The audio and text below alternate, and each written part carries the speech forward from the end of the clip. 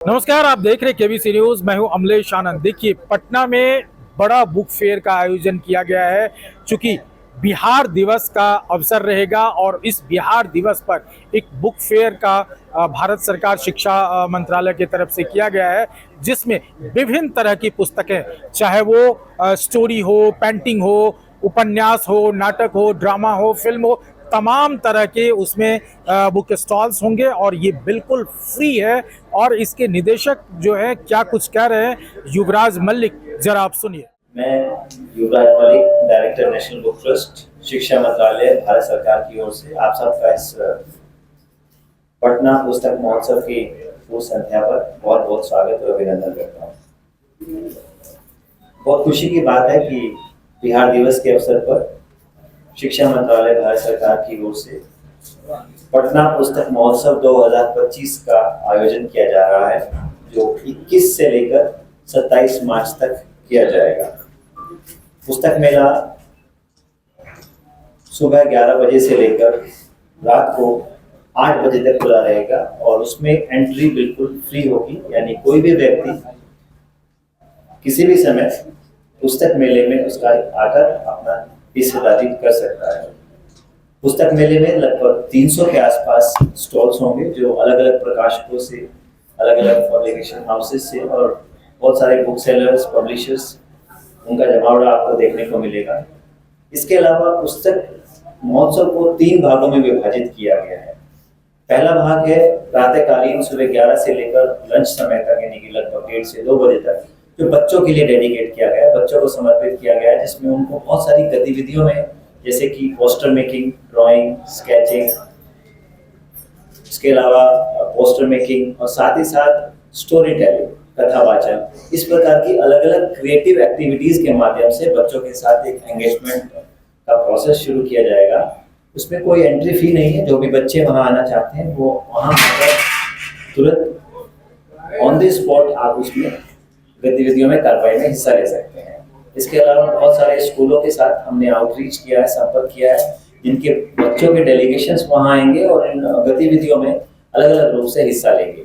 कुछ जो प्रतिभाशाली बच्चे होंगे, जो कॉम्पिटिशन्स में विजेता होंगे, उनको हमारी ओर से उपहार स्वरूप किताबें भी दी जाएंगी, सर्टिफिकेट भी दिए जाएंगे और साथ ही साथ कुछ सोवेनियर्स भी उनको हम लोग देंगे, ताकि कहीं ना कहीं कंपटीशन के माध्यम से बच्चों में क्रिएटिव स्किल्स भी पैदा हो और रीडिंग के प्रति भी एक चेतना पैदा हो और उनको रीडिंग की तरफ हम लोग ले जा सकें। उसके बाद जो शाम का समय होगा वो कल्चरल एक्टिविटीज के लिए रखा गया है, जिसमें हर रोज उसका एक डिटेल कैलेंडर है। 2 दिन 21 और 22 को हमने कवि सम्मेलन को 2 भागों में रखा है। 2 दिन अलग अलग जो कवियों का समूह होगा वो आकर उसमें हिस्सा लेगा।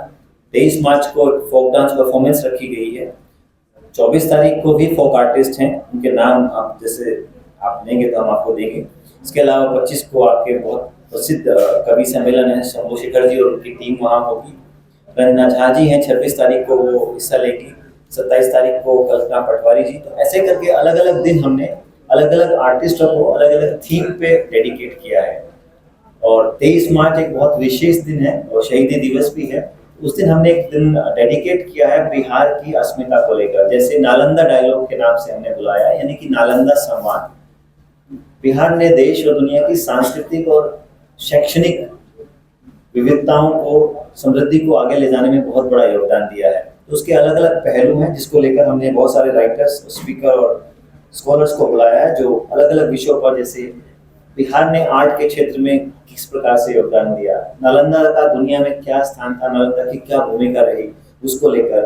और गत वर्ष का जो साहित्य अवार्ड मिला है मैथिली में, उनके जो विजेता हैं महेंद्र बलंगिया जी, उनका क्या अनुभव रहा, वो बड़े रिसर्चर हैं भाषा के क्षेत्र में, उनके अनुभव सुनने का मौका आपको मिलेगा। साथ ही साथ चूंकि शहीदी दिवस है तो एक कार्यक्रम हमने शहीद भगत सिंह, राजगुरु सुखदेव और उनका क्या बलिदान रहा और क्रांतिकारी मूवमेंट में बिहार किस प्रकार से जुड़ा रहा, उन सब विषयों पर भी एक चर्चा होगी। इसके अलावा जो बिहार का जो मूवमेंट रहा उनको लेकर, बिहार की सांस्कृतिक और साहित्यिक विरासत को लेकर, कुल मिलाकर, और केवल यही आने वाले दौर में आर्टिफिशियल इंटेलिजेंस से और कल्चर को हम कैसे जोड़ के देखते हैं, तो आपने सुना युवराज मलिक का कहना है कि जिस हिसाब से बिहार दिवस का आयोजन है और इस बिहार दिवस को और बेहतर बनाने के लिए, चूंकि यहाँ जो बुक प्रेमी है, पुस्तक प्रेमी है, उनकी काफ़ी सारी संख्याएं पटना में दिखती है। बुक फेयर जब भी लगता है तो खचाखच भरा रहता है और इन बिहार दिवस और बुक फेयर के संयोग से एक कार्यक्रम बनेगा जिसमें देश विदेश के गायक गायिकाएं, कवि संगोष्ठी होगी और उसमें एक बेहतर मनोरंजन का भी कार्यक्रम किया जाएगा। अब देखना होगा कि बिहार दिवस की छवि कितनी उभर के आती है इस बुक फेयर के आयोजन से और कवि सम्मेलन से। अमलेश आनंद, केबीसी न्यूज़, पटना।